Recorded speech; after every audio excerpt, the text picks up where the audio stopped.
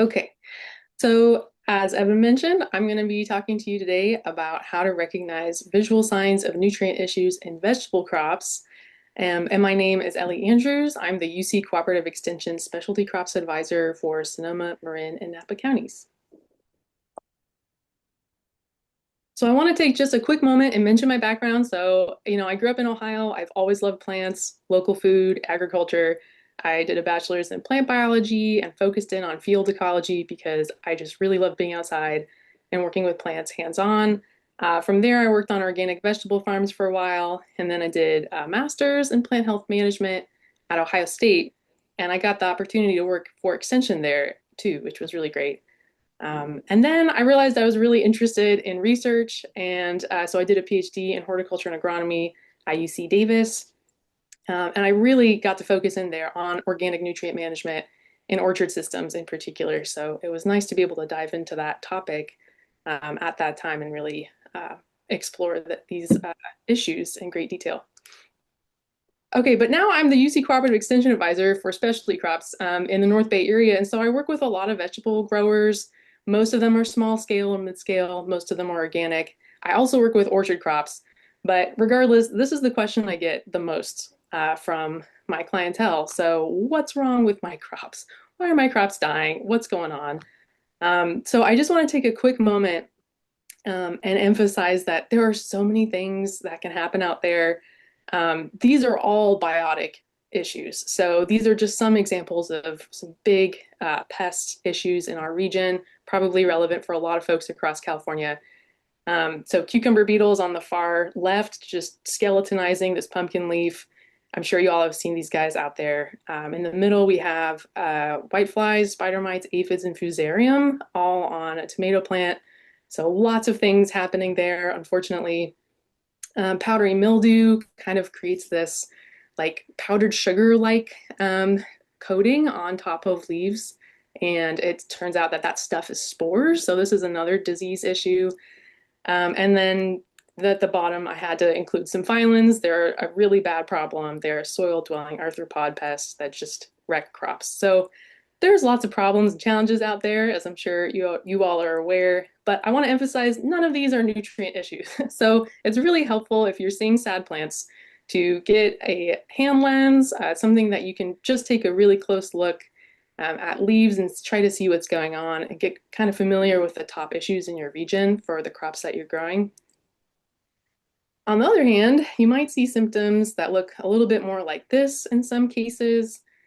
So on the left, we've got calcium deficiency in lettuce causing these kind of curled up little leaves. Calcium deficiency again, but now in tomatoes causing blossom end rot. If anyone's grown tomatoes, you probably have encountered blossom end rot at some point. I'll talk a little bit more about that soon. And then we've got potassium deficiency symptoms in lettuce and brassicas that causes kind of like leaf curling on the edges, some browning. So these are all nutrient issues. And I just want to start off by kind of, laying that foundation to say, there's a lot of biotic issues going on out there, caused by pests, diseases. And then there's also nutrient issues happening sometimes. And sometimes there's like 3 or 4 different things happening on one plant. But for today, I am just going to zoom in on the nutrient stuff in particular. So to start off with, I got to talk about nutrient management from a big picture perspective. So nutrient management is needed to maintain enough nutrients for healthy plant functioning and good yield. So you want to get your nutrient status into a healthy range for your crops, and then you want to replace the amount of nutrients that move out of the field at harvest. So every time you harvest broccoli or whatever else, whatever vegetable, you're moving nutrients off site. So it's important to think about when and how much nutrients you're moving off and being able to replace that so you don't see deficiencies. So, which nutrients do vegetable crops really need? It's the same list as all other plants. So, they need macronutrients in larger amounts like nitrogen, phosphorus, potassium. So, that's NPK. If you ever see that abbreviated, it's nitrogen, phosphorus, potassium. But then other things like calcium, magnesium, and then they need micronutrients in much, much, much smaller amounts. So, these are things that they only need a tiny little bit of compared to the macronutrients. And so typically plants are taking these nutrients up by their roots and then translocating them across the plant to different tissues. So another really helpful concept is the law of the minimum. And this is just this idea that if one of those essential elements is low, plant health and yield will be low until that deficiency is lifted. And a lot of the times, in classes, this is kind of represented as a barrel, where you have the lowest stave representing that most limiting nutrient. In this case here, it looks like potassium. And then the water in the barrel represents the yield potential. So, in this situation, if I added a bunch of nitrogen, it really wouldn't lift yield potential. I'd have to address that potassium problem. So if you do supply the most limiting nutrient, that's going to increase yield potential to the next most limiting factor. Another really nice visual, I think, for thinking through nutrient needs is this plot where you've got plant growth or yield on the vertical axis, and then the concentration of the nutrient in plant tissue on the horizontal axis. So you can think of that horizontal axis as just like how much nutrient your plant has. So we're just going to talk about nitrogen as an example here. So let's say, you're starting off at the lower left-hand corner of this chart here. So let's say nitrogen's super low. You have very, very low nitrogen. You're going to see visible deficiency symptoms. I'll give you some examples of those soon. And those deficiencies are really going to impair plant functioning and yield. You're going to have stunted, sad plants, yellow foliage. You're going to be able to tell. And then at some point, let's say you apply some fertilizer, you're moving this direction, and you're going into this adequate range. That's where you want to be. But let's say you accidentally maybe over apply, or, for some reason, all of a sudden there's too much nitrogen. Over fertilizing can lead to too much vigor, like lots of foliage, lower yield and quality, environmental issues with like nitrate leaching, wasted money, heartache, etc. So you really want to be in this safe zone. So this is that adequate range where you have not too little, not too much for any nutrient. And so you can use visual assessments and diagnostic tools, and I'm going to talk about, to help you keep plant nutrient status in this like safe zone. So now I'm going to talk about rate just a little bit. So the amount of nutrients that your crop needs depends on lots of factors. So it depends on the crop type. Some vegetable crops are known to be heavy feeders, meaning they need like a lot more nutrients compared to others. It depends on your plant age and size, like how big are these plants, soil and plant nutrient status, like what's the current status of your soil, whether you irrigate versus dry farm, whether you have like this high input intensive system versus maybe a lower input system, and everything in between. Your yield demand, so, are you removing lots and lots of yield, lots of vegetables off of this field, or maybe not so much, and the nutrient concentration of whatever sources you're choosing. So now I'm going to zoom in on some specific nutrients, the ones that I think probably matter the most in vegetable crop systems, just based on what I've seen. And I have to start with nitrogen because it's a big one. So nitrogen is unfortunately kind of ephemeral. So I had one teacher one time describe it as like a leaky nutrient where it just moves around a lot in agricultural systems, doesn't really stay in one place the same way that other nutrients do. So it's needed for a lot of things, though. It's really essential for plant growth, chlorophyll, amino acids, proteins, photosynthesis, all the essential plant functions. And I'm going to borrow a quote from Lucas here, so you'll hear from him in a little bit, but he put this really nicely. So nitrogen can be thought of as protein for plants. It's essential for healthy and vigorous growth and may be supplied via several different sources, soil organic matter, cover crops, compost, fertilizers, and so on. So I'm sure you all are probably aware of these materials. Maybe you're using some of them, maybe some, but not others.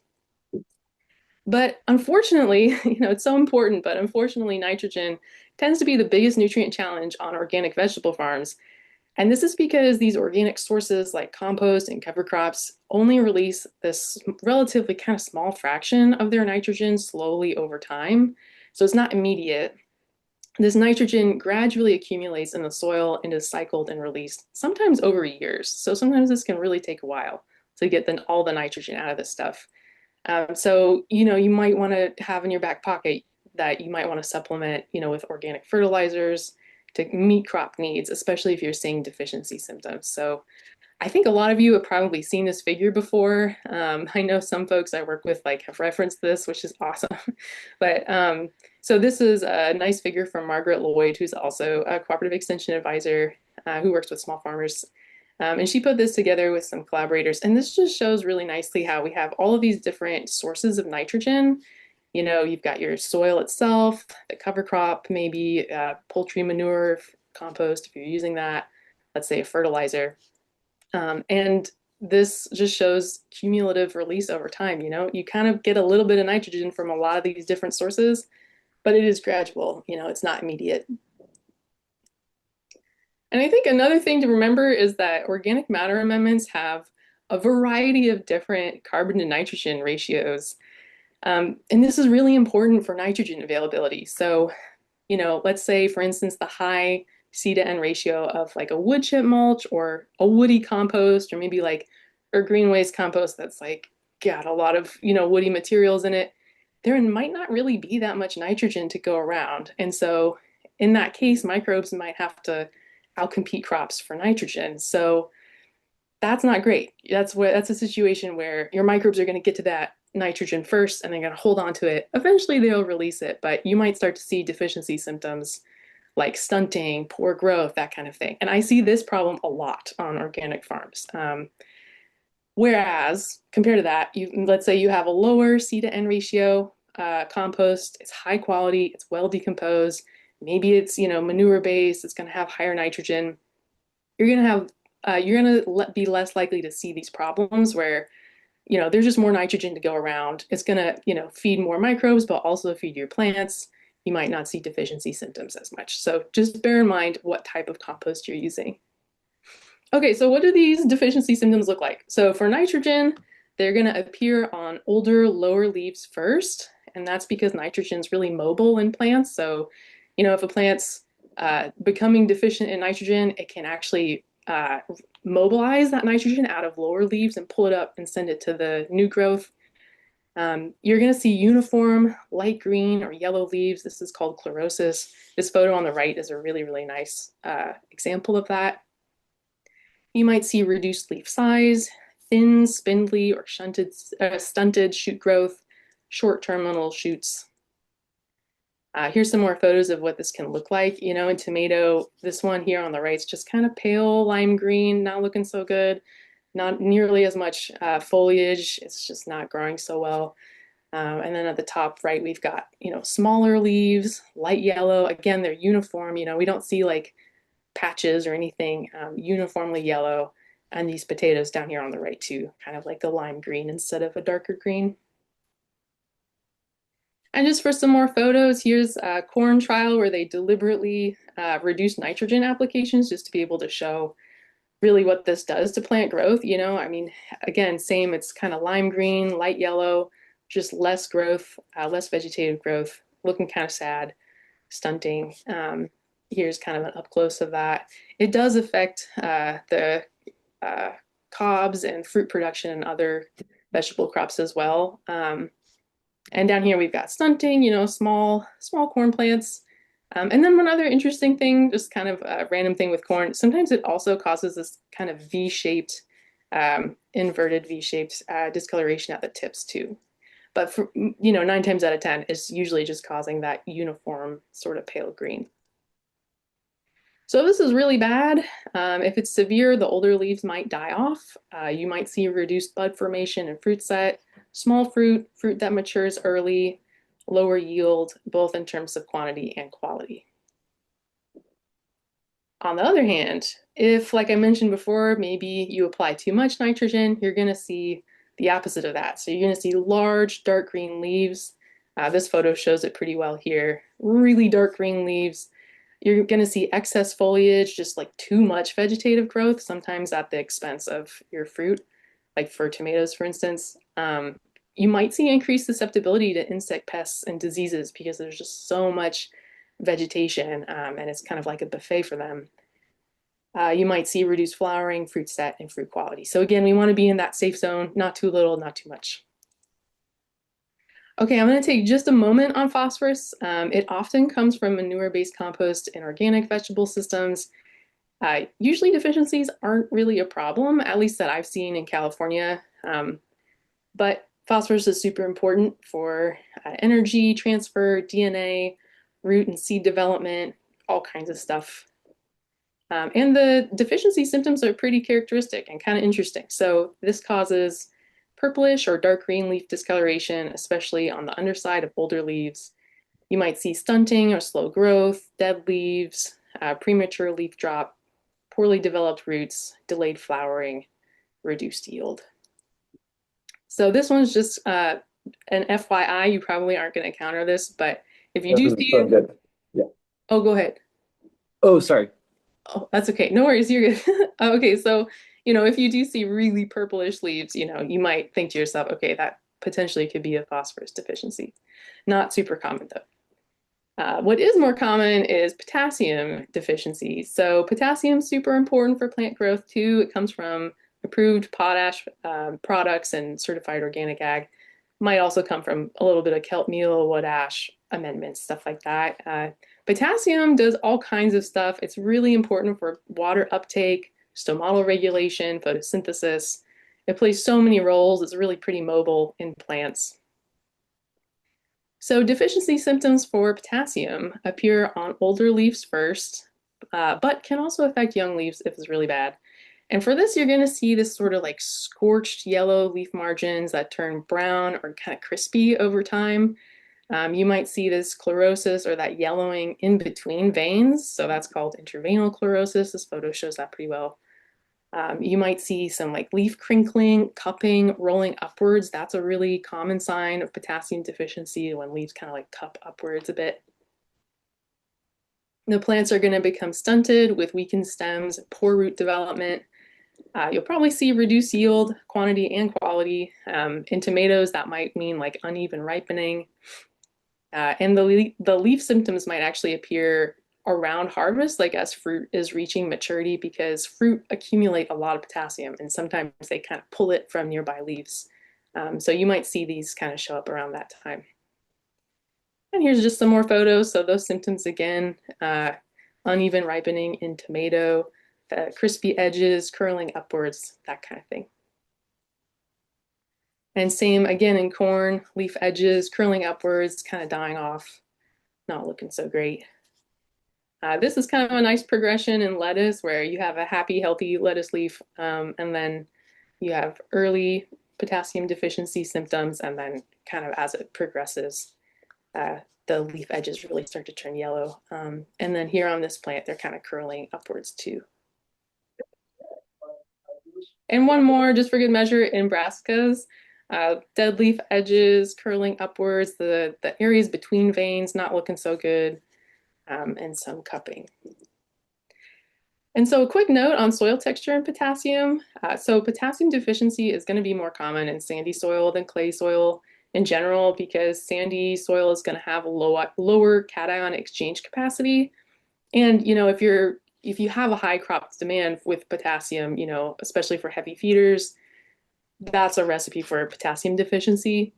So, you just want to amend with potassium fertilizers, maybe wait until after all the winter rains, because rain can kind of wash it through the soil. So, you want to be thoughtful about your timing, but you could also try increasing soil organic matter through amendments, compost, cover crops.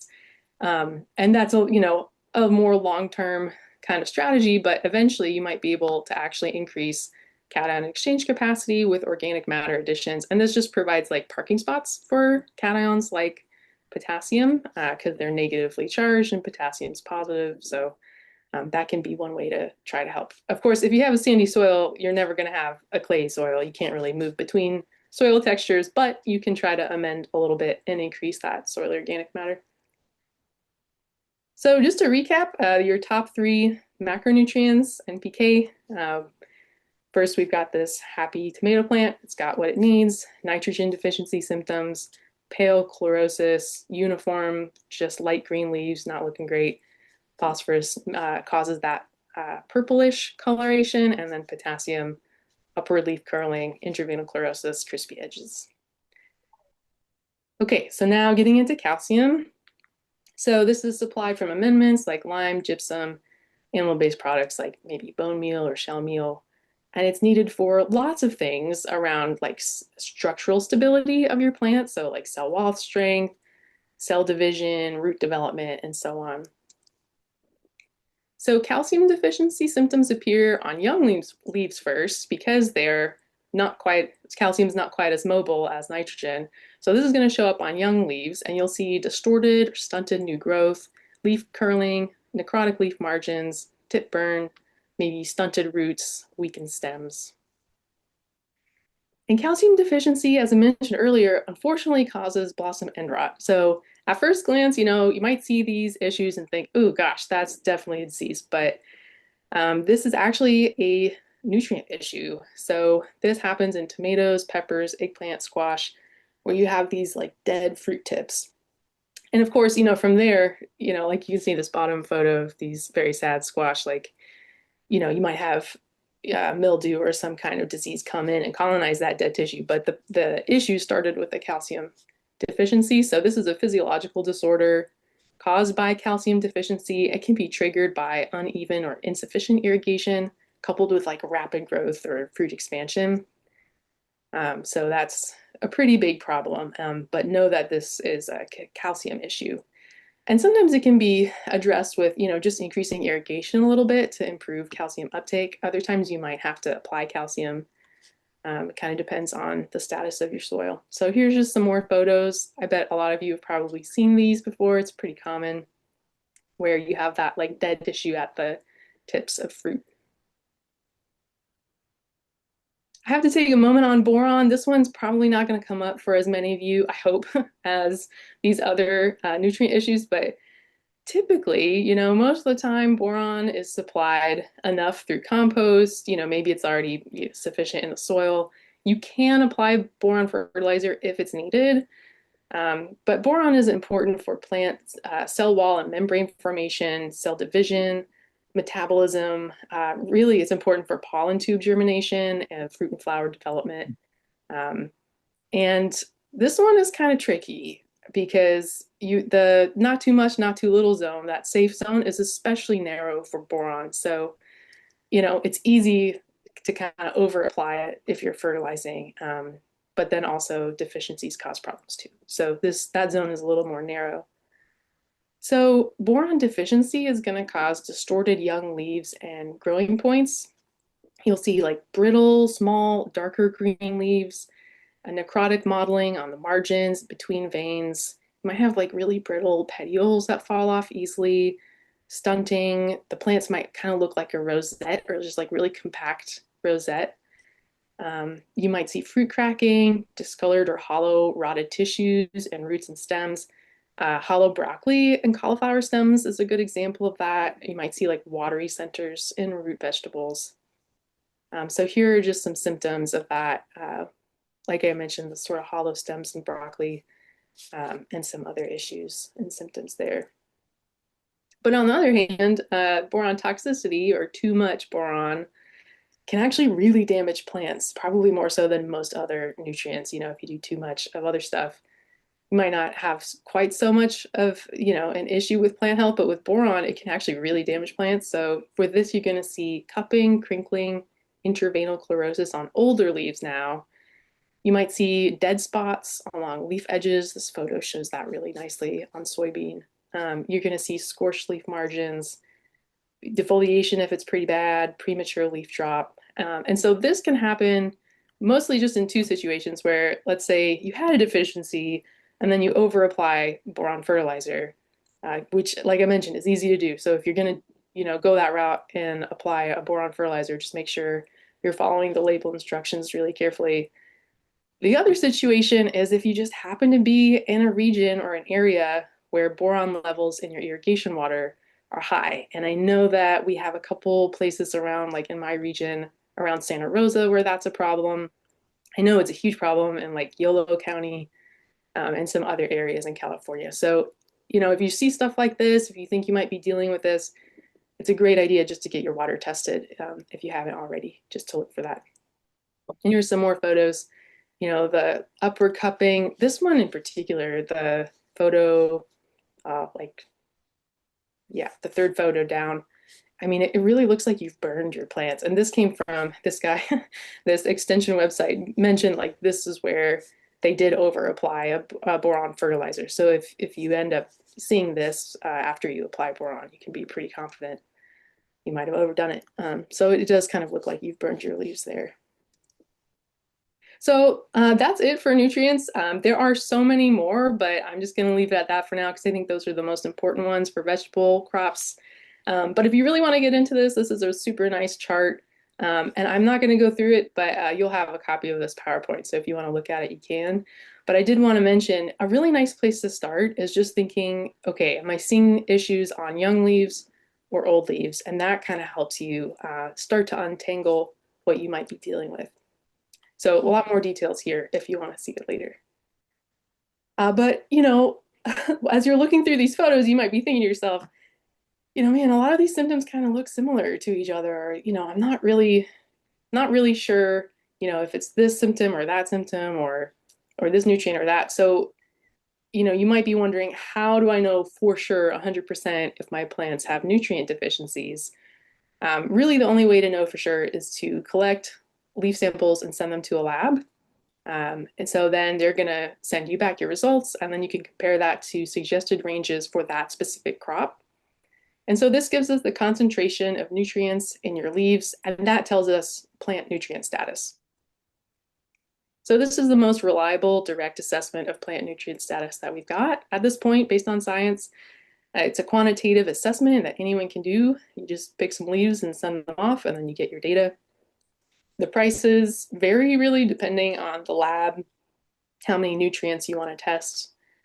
Generally, they range anywhere from like maybe $20 to $50 per sample.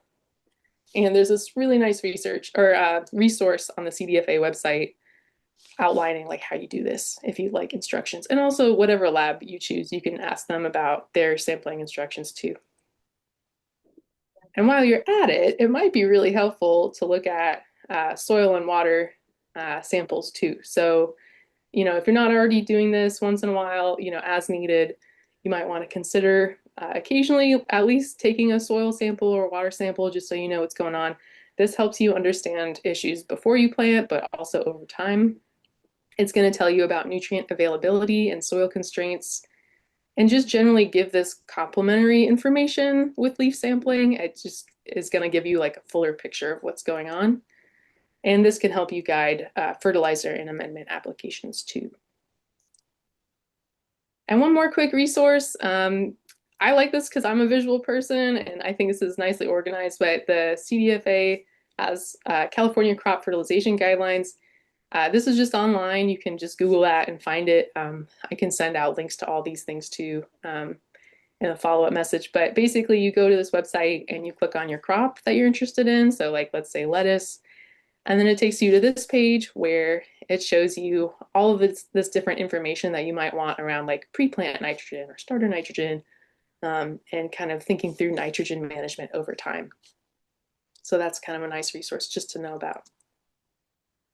So, if you're not sure where to start, if this is kind of a new topic for you, I would recommend just start by focusing on nitrogen at first, because it is the most common nutrient problem that I've seen on organic veg crop farms. So this is the main nutrient being removed in harvest.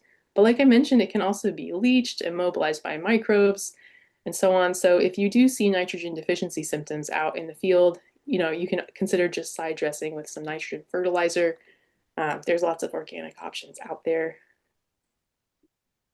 And if you're interested in making sure that your vegetable transplants have a strong start when it comes to nutrients, you can check out this fact sheet that I just wrote recently with some other advisors.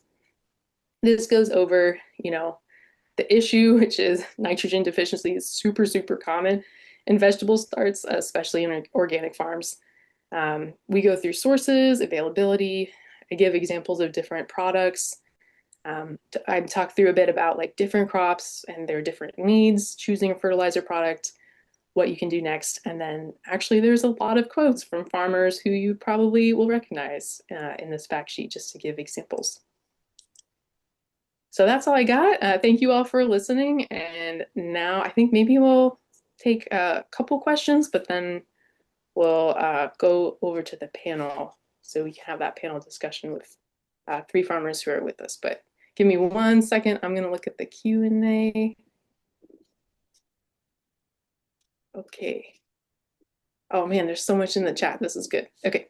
I have one question in the Q&A that says, wondering if duck water from our pool is a great source of nitrogen and rabbit poop. It seems to work very well.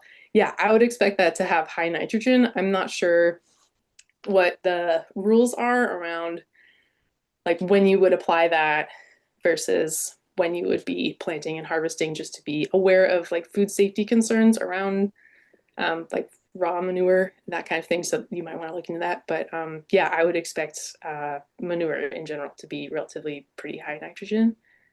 Um, and yes, I got another question. Yeah, I'll definitely send a PDF for the slideshow so everyone will have access to that. Okay, further discussion of blossom end rot in paste tomatoes when plenty of calcium is in the soil.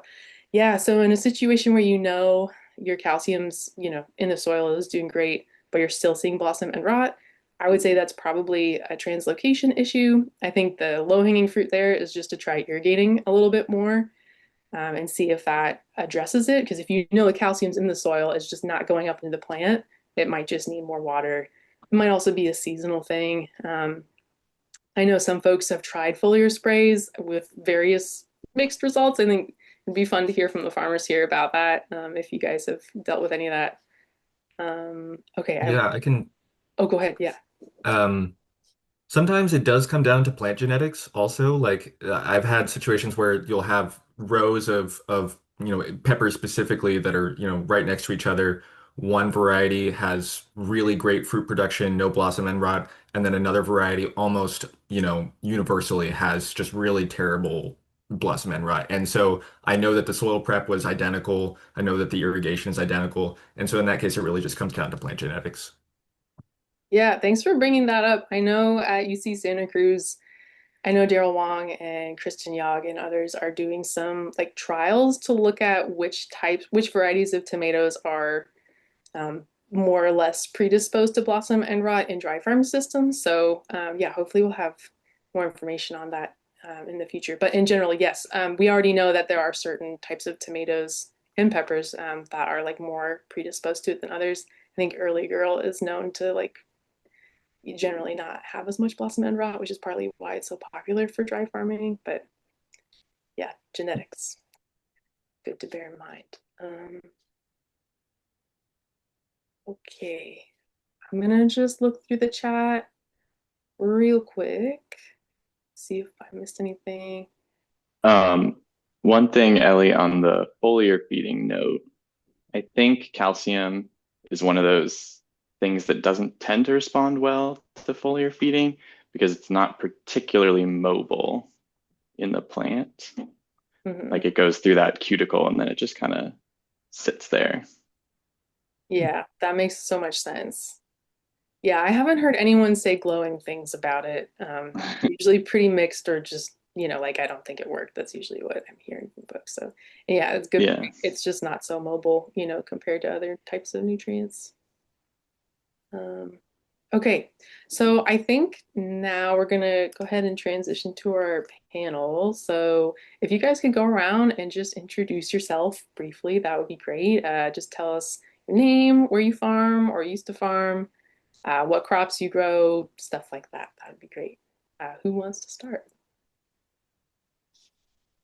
Sure, I'll start. My name's Cody. I am the foreman at Paul's Produce, which is a 10-acre diversified vegetable farm in the Sonoma Valley.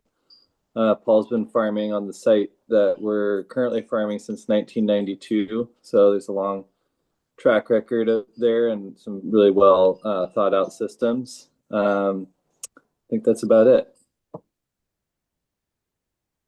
My name's Lucas. I've farmed in a handful of different spots from Davis, Santa Cruz, Pescadero, and then most recently up in Sonoma County, mostly on diversified small scale organic vegetable farms. And I'm currently working with the Ag Institute of Marin Um, and yeah. My name is Sam. I'm actually from the Northeast originally, so I studied agriculture at the University of Vermont and worked on dairies and diversified veg farms in Vermont for a handful of years. And then in 2020, I moved to Pescadero and worked primarily at Fifth Crow Farm in Pescadero, and recently moved away for a year, but I'm going back to Pescadero as their back to Fifth Crow as their field production manager. Awesome. Okay, thanks, guys. Yeah, and thank you all again for being here. I think this is the part of the workshop that I've been most excited about, just to hear from you guys. Like, how do you apply all of this stuff in the real world and real life? And my first question I'm going to put in the chat to here is just how do you know when your crops are nutrient deficient? Do you like look for these visual deficiency symptoms? Do you, use these different tests or something else? Just how do you know what's going on out there? Whoever wants to start. Um, well, I think that the soil tests are pretty key before anything. Lucas and I were talking about this a couple of weeks ago, and we were basically like, or Lucas was basically like, if you're seeing visual signs of deficiency, you've kind of already lost yield. It's really about handling problems before they present themselves, which I think like the main way of doing that is understanding what's in the soil to begin with. So, Yeah, I really agree with that. I think like there's like a certain cases where you can do some like remedial action, some like whether it's like some side dressing or some foliar spray for especially for like maybe like long season like high value crops like your tomatoes or peppers or something. But if it's a lettuce crop and you're seeing deficiency, I think that's just more of a sign for like, okay, maybe I need to do an evaluation and then plan for the next round. Yeah, we actually I don't think we see any signs of deficiency on our farm currently, and a lot of the key nutrients have been already sort of put into balance, and we do monitor that by testing every other year. And actually, last year for the first time, we did leaf samples just to confirm that. Actually, at Ellie's sort of recommendation to confirm that what we were seeing in the soil test was getting into the plants.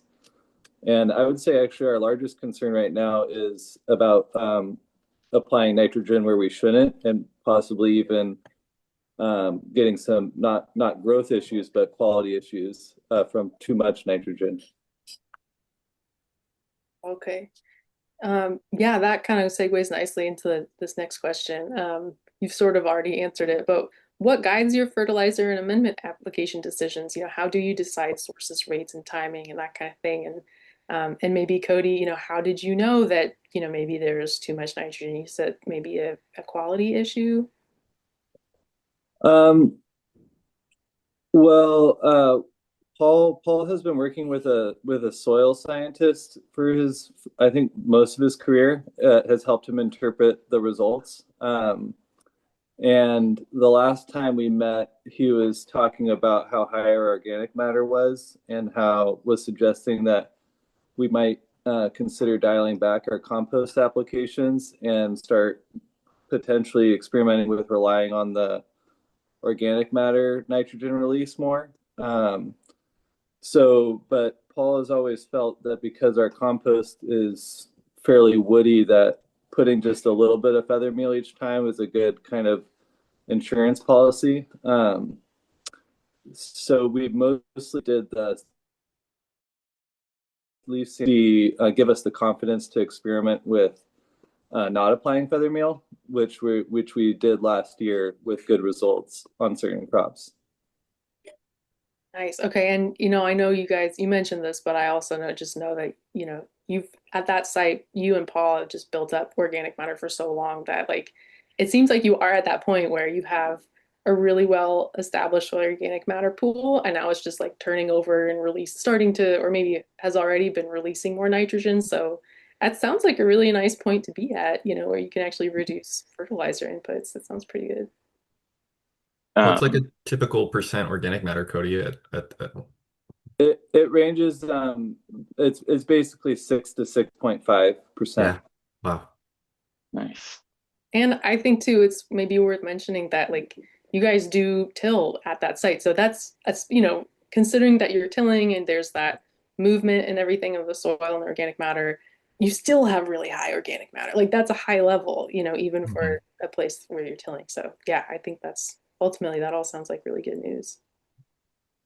Um, to piggyback off of that, one thing I was thinking about as far as like what you can do before the crop is even in the ground and how to understand where your nutrient needs are at before anything's in the ground is understanding, especially in these heavier soils that do have really high organic matter, but like can compact really easily, understanding the compaction, both what what crop you had in there previously is going to tell you a lot about like what got taken out of the soil, but it's also going to tell you about, if it's a like potatoes, like that harvesting process can cause a lot of compaction. Or Lucas and I have both grown a lot of dry beans, and the processing and harvesting of the dry beans creates these huge compacted areas in that field.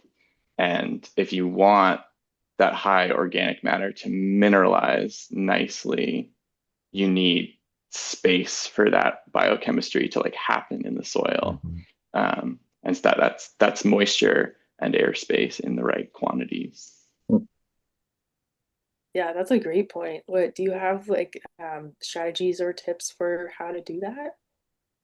I mean, I think anyone growing on these really heavy soils with tillage is just like ripping, ripping, ripping.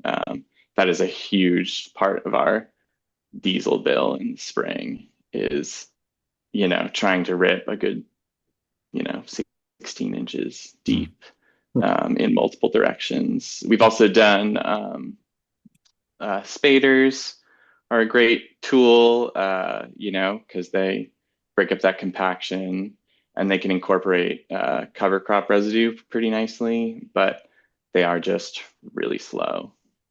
So, Um, just to clarify, I see there's a question in the chat about the what is creating the compaction with regard to driving specifically. Just to comment on like in the process that Sam is referring to specifically, it's just that like I know that Fifth Crow and other farms like what have like maybe mechanical harvesters and things where you're just driving like a combine through the field and you can harvest that way. But a lot of the smaller farms are like harvesting whole plants by hand and piling them onto tarps and then like bringing vehicles in, lots of foot traffic. And so like probably, you're just having that additional traffic in the field by nature of not being mechanized to the level of like having combine harvesters come through. Nice, thanks for that clarification. Um, Oh, Sorry I that, just want yeah, to it's so active. That's great. Thanks everyone for weighing in the chat there. That's helpful. Okay, sorry, what were you gonna say? Oh, just to comment on the section about like the timing of fertilizer or other amendment application, I think mhm. that's really important because I think you mentioned it, Ellie, but there's like that sort of growth curve where you're having like, at the early phase of the plant growth, like you're not actually uptaking that much nutrient. And then later on in the season, when the plant really gets into that really fast, vigorous growth, that's when that nutrient is really needed.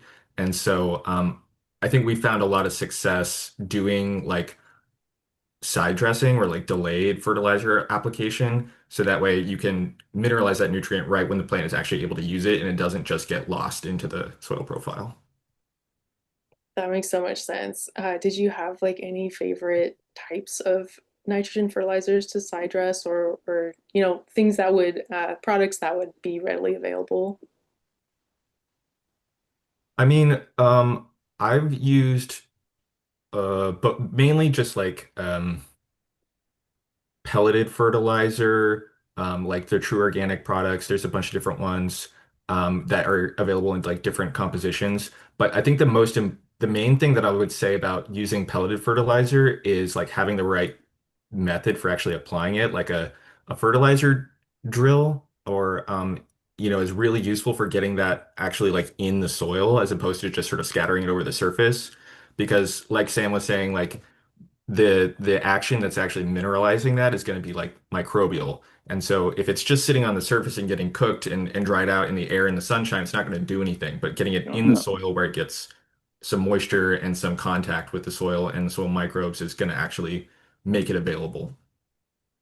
And it lowers your FERT bill significantly. Like Yeah, because you, broadcast fertilizing is just it can be such a waste of money. I mean, I know more and more people are using GPS to like know exactly where the fertilizer is landing and not overspread or spread their hedgerows. But most of us, I think, in this context, aren't really considering that. And like a good like drill, like Lucas is saying, is like so worth the money. Yeah. On this subject, I think one of Paul's main goals with the field management and talking about fertility in particular is to make it systematic and simple. There's so much information that you have to keep track of, and so I think that informed his choice to basically have a system where every time we plant, we apply a certain amount of compost and then feather meal. And so we just did that as a formula. So we were, at every time we turned to bed, we would do that. And I guess we're shifting that a little bit now by considering essentially when we might not apply the feather meal. But we drill feather meal before every planting. Yeah, so important to like create a system that is consistent, that, because like you said, there's so much information that you could be gathering, but yeah, creating a really functional system, getting that in place, and yeah, seeing how it goes over the years, and now being able to adjust a little bit is a good place to be at. Yeah, I feel like a lot of the growers I've worked with, I've been lucky enough to work with a lot of very mature operations. And yeah, they hit this point where they're like really not like soil testing anymore. Like, I mean, they are. There's always some part of the farm they want to know more about, but they do get into this system where they just know what's going on in the soil without actually having to see it because they know for like the last 8 years the soil test kind of always looked came back the same. Mhm. Um, but I think it takes a lot of work to get there. Yeah, it's probably really gratifying when you do get there though, and you say, "Oh, okay, maybe I'll just soil test every other year, or just I don't even need this anymore." It's probably a nice place to be at. Okay, I see some questions in the chat. So I see Gina asked, did you say that calcium is less mobile as a foliar spray than soil fed? I always thought it was the other way around, especially for cool weather crops.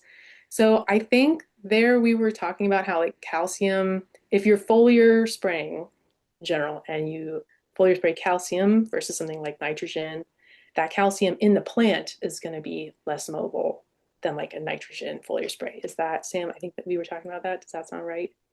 Yeah, I actually just it's funny. I was just trying to pull together anecdotes for this, and I have a foliar spraying anecdote for nitrogen.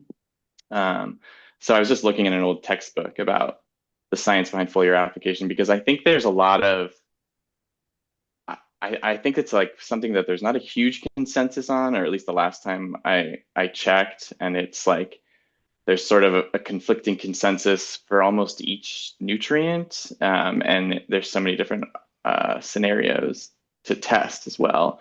But this paragraph just basically says, yeah, calcium once it can get through that cuticle quite easily because it's a small cation. But once it's in the vascular system of the leaf, it doesn't tend to like get where it needs to be as easily.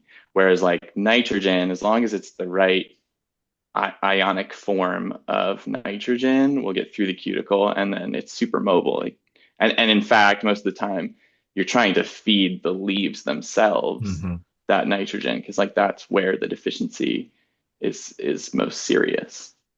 Um, Yeah, I think in comparing nitrogen to calcium, like yeah, nitrogen is always going to be like a much more mobile nutrient and will be very effective as a foliar spray. But like when we're talking about just calcium to calcium, like a foliar spray versus like a spreading like rock dust like in the soil, like which is going to be more effective for the actually getting that nutrient need met. I think I don't I think that foliar is a legit path to go. Yeah, and it might depend on the crop type and, a lot of Yeah. other factors too, like maybe I actually am not sure on that, but there could be a lot of variation. Like maybe in some cases it does work really well, and then maybe other cases not so much. Um, I see another question. Can you say something more about the mineralization that happens? Is it a different kind of fertilizer than ones that would not do that? For instance, would be more direct with the form of nitrogen being already usable.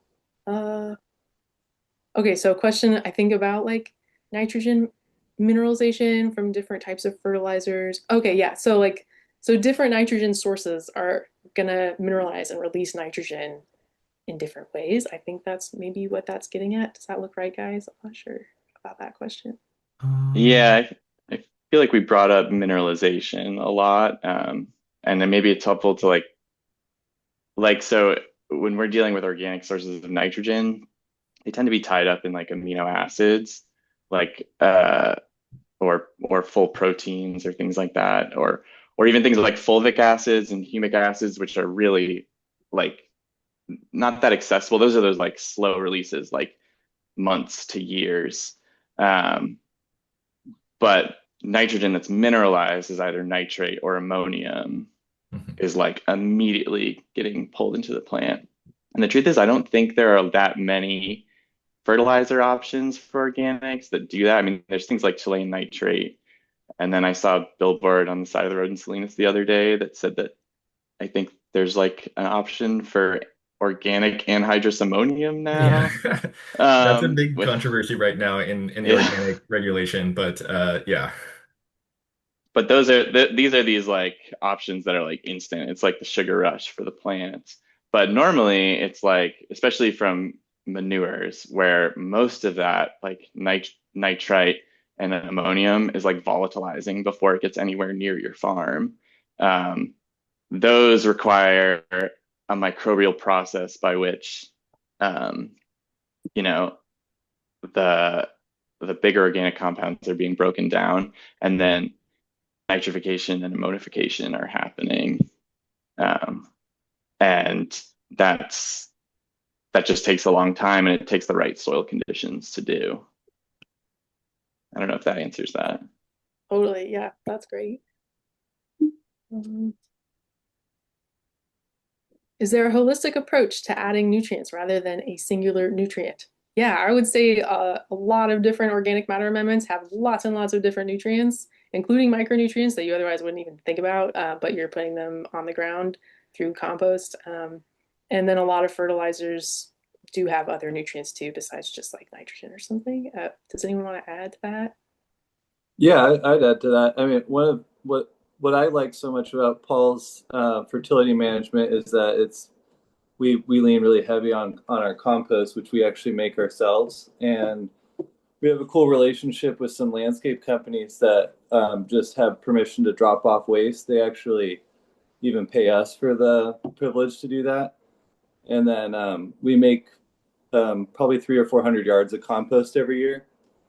Um, but most of there was a point where Paul added gypsum and then added manganese, and periodically we have to add sulfur.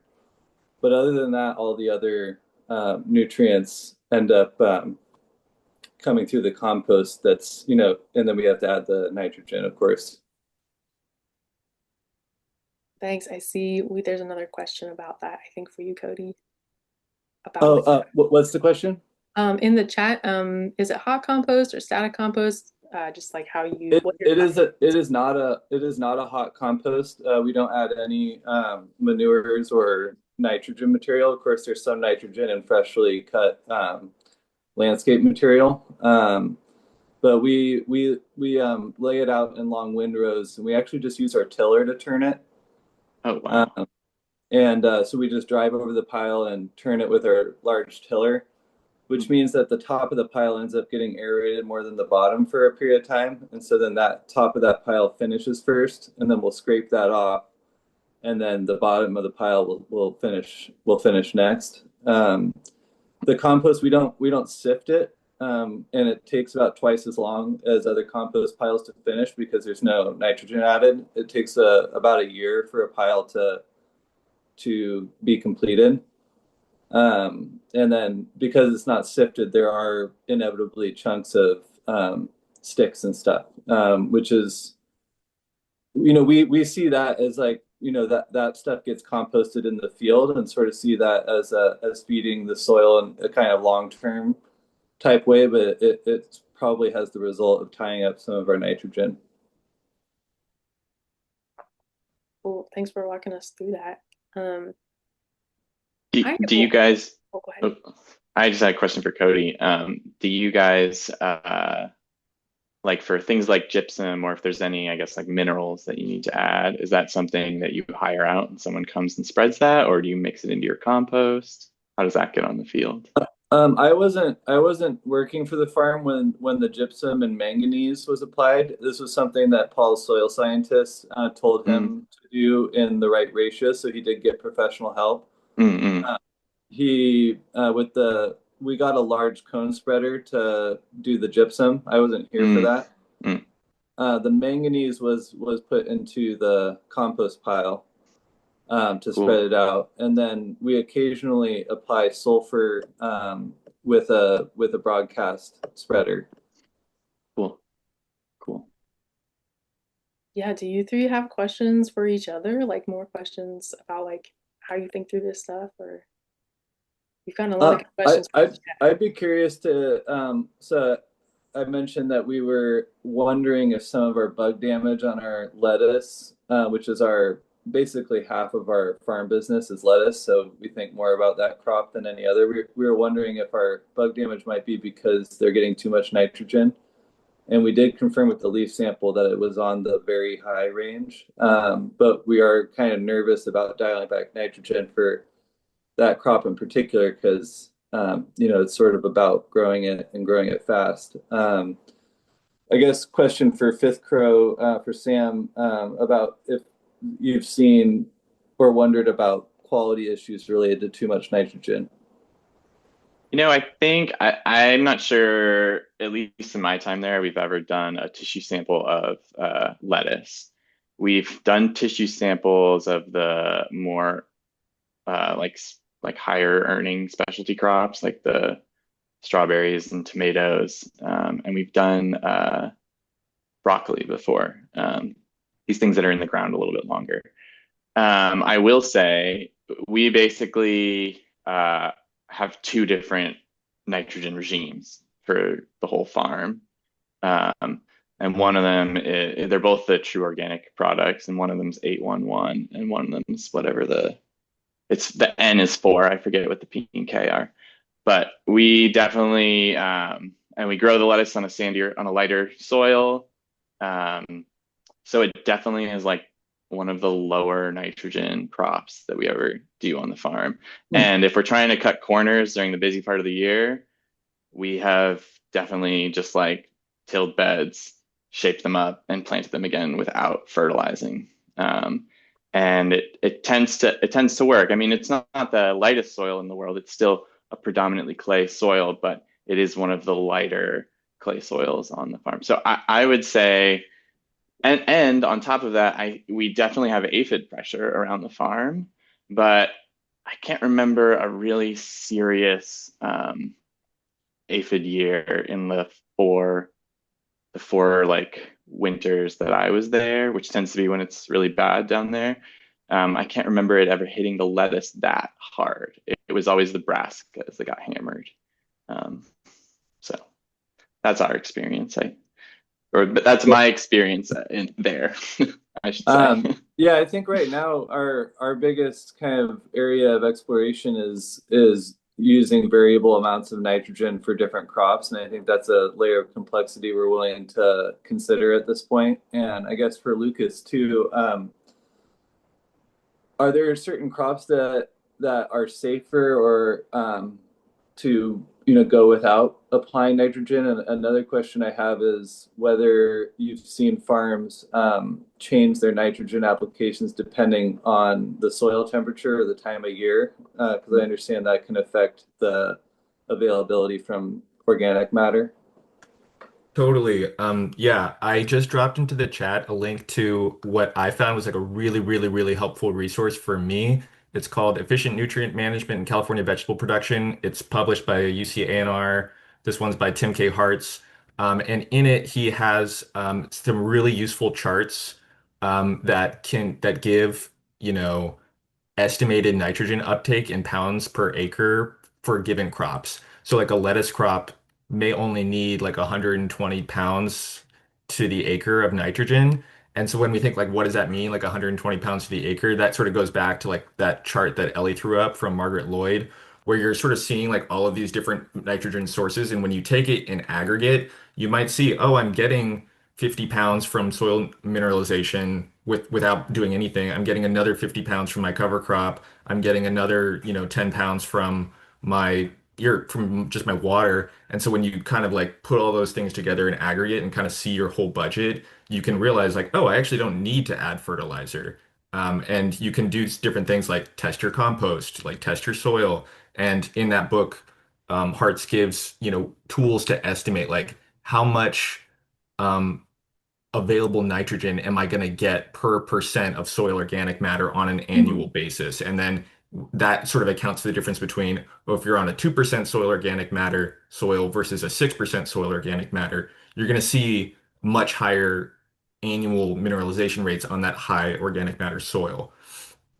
And then as far as like the seasonal difference too, Joji Muramoto, from who's the organic advisor for Cooperative Extension now, he's based out of UC Santa Cruz, was doing some really interesting research on mineralization rates of organic fertilizers based on soil temperature and seeing really significant declines in mineralization rates at cold soil temperature, which is maybe intuitive, but you just sort of have to think that like, oh, if I'm going into a fall crop, that fertilizer that I'm applying, that compost that I'm applying is not going to be as available or as effective as compared to, middle of the summertime. Hmm. Um, I feel like my anecdote about the foliar feeding actually maybe applies here because that was an issue in baby spinach in the winter. And it's hard to say exactly which environmental factors, like the one was caused, we were having chlorosis. Um, Definitely really wet soils and definitely colder soils. And so we wanted to try just putting some, I think, AgriThrive into our sprayer and spraying the beds. And I feel like that helped a lot. Like it didn't like it's not like we like got amazing yields or anything like that, but we saved a crop. Like we had a yellow crop that we were like not even going to harvest, and then we had something we could take to market, within the matter of like 5 days. So I don't know if that's something to experiment with having in your back pocket for um, a new system that involves like lowering your initial nitrogen input in lettuce, because I feel like it would be a similar game with lettuce potentially. Like you might lose a couple bottom leaves, but the rest of the plant will green up a little bit. Um, and it's like it's all stuff that's like pretty cheap. I mean, I guess if you already have a sprayer, it's cheap. But yeah. That's a great suggestion. Ellie or Lucas, have you seen farmers approach fertilizing more from like a nutrient replacement point of view rather than like we just apply a certain amount per bed, right? But we don't think about what was in the bed previously. And from my perspective, I think it's highly variable. And Lucas kind of, we before the workshop, we were kind of talking about how it's like really, really variable in terms of how people think through that. I think maybe in my experience, some of larger producers might think about it from that replacement perspective if they're they know, especially in like if they're just growing like one or two or a small number of crops, it's kind of easier to do it that way. Mhm. I think if you're growing lots and lots of different things, then it gets kind of complicated. Yeah. Um, but yeah, I don't know, Lucas, what have you seen now that you're working with like so many different farmers out there? Yeah, I think it comes down to like what's feasible from a management perspective. Like, you could test, this is something like you could test each different quadrant of a given field individually and get like really granular data. But then like when it comes down to actually how you're going to manage that field, are you really going to do different things? Or, so if it's like if you have the capacity or your rotation is so locked in that like I always follow this, heavy feeder crop with this light feeder crop, then maybe you can, on a management level, decide that I'm going to like adjust my fertility regime to like follow that heavy feeder with like additional fertility. But, for like a diversified operation that's, having relatively small fields and you kind of want like to simplify your management practices, I think, like Cody's saying, just having like a recipe that you can follow for like, this is how we do field prep, this is how we do fertility that kind of like meets everybody's needs for the most part. And then maybe like what Sam was saying, you can sort of divide into two categories, like your heavy feeders and your light feeders. And that's like a reasonable management decision to Mhm. distinction. Yeah, that Yes. makes so much sense. And real quick before I forget, I did want to mention about foliar feeding earlier when you were talking about like temperature and timing.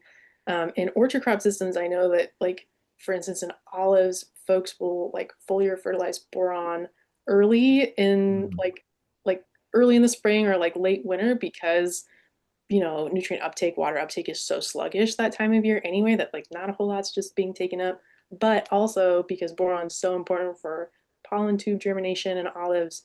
So there's like that need, that like timing need where like the trees need a little bit more of that at that time if they're deficient, but then the sluggish uptake. So I think there are like timing considerations like that in a lot of Yeah. different crops, including orchard crops too, when it comes to foliar fertilizers, like when it makes sense. So it's just something good to bear in mind. I see a 5 minute warning from Evan. Okay, we've got 4 minutes left. More questions. So, like, okay, what else do you guys want to ask each other? Folks who are listening, if you do have any more questions, please put them in the chat or the Q&A. Oh, I see actually we have a couple in the Q&A. Mhm. One, how do you manage moderately high phosphorus? Oh, this is a really big topic in the Northeast, where a lot of liquid dairy manure is spread. And there's a huge amount of cyanobacteria blooming in the freshwater ways because of that phosphorus. And one farm I worked at, they tackled it basically seed meals as your primary source of um, N because it comes with no P. You can get products that they start with things like chicken poultry manure and like feather meal and stuff like that, and with a very low P product, but I think they're a little bit more expensive. And if you can find something like a canola meal or a soybean meal, it's like a lot of N, very little P. Um, so that's one anecdotal solution I've come across. Sam, Our, was the primary issue with the phosphorus the water pollution, or were there also impacts on the crop production? It was less on crop production. I'm not sure. I'm sure we were seeing a little too much phosphorus for some of our crops, but the main focus, just because of the fanfare, the environmental fanfare, was the runoff, Hmm. sediment, basically, phosphorus sediment. Yeah. our soil tests read phosphorus as being quite high, and we haven't seen any issues with that. We don't apply any phosphorus though. We use feather meal. I thought that didn't have phosphorus, but I could be wrong.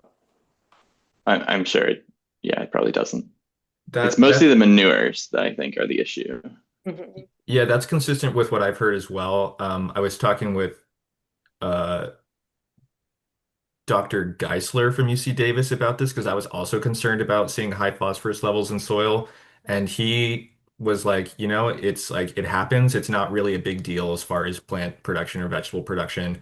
And as, it sort of accumulates, it's not super mobile. but it's not really something you have to worry about that much, except for like same with saying water pollution potentially. Environmental, yeah. Yeah. Mhm.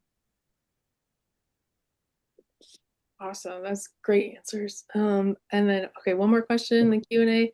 How does excessive rainfall affect nutrient uptake, and what strategies do you use if that occurs? I can speak Uh, to that. Oh, sorry. no, go ahead, Cody. We do a lot of winter production, and we preform a lot of our beds for that. And sometimes if we don't do any side dressing, maybe partially because we don't have the tools for that. I'm not sure why Paul doesn't do that, but sometimes there'll be a bed that sat for through a heavy rainstorm that we already fertilized, and we will sometimes fertilize that again just because we don't trust that it's still there. Yeah, I was basically going to say the same thing. Preforming beds. Our beds have gotten taller over the years. We used to do a low bed all summer long, and then we got a tiller shaper that could do quite a high bed. And we've been trying to use that as much as possible, especially late fall going into the winter. Awesome. Thanks. Okay, well, 1 minute left. Do you have any tips or advice, big picture, for other farmers who are thinking about this stuff?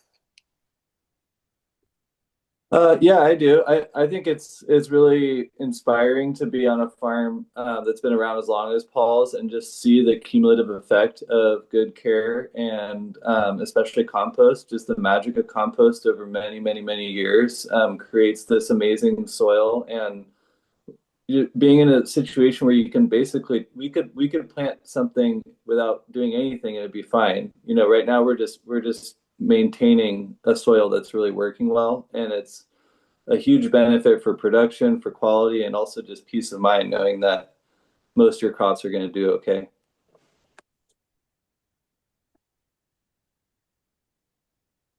Yeah, I guess one other thing, we haven't talked a lot about cover crop. I mean, we've mentioned it, but I feel like probably we've all used that a tremendous amount and rely on it quite a bit for good nutrients. So there's a lot you can learn from an extension agent or a specialist of any kind about what specific cover crop for your ground is best. And I feel like that's maybe one thing we missed from this discussion. Oh, thanks for mentioning that. Yeah. Lucas, any tips?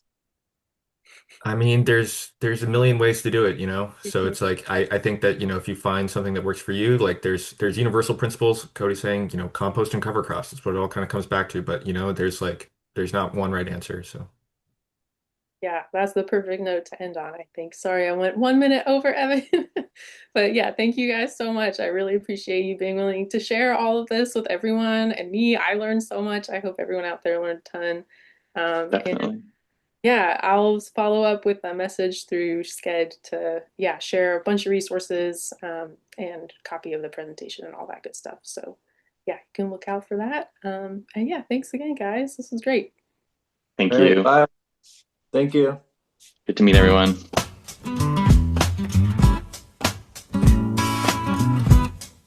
awesome. Yeah, it was fun.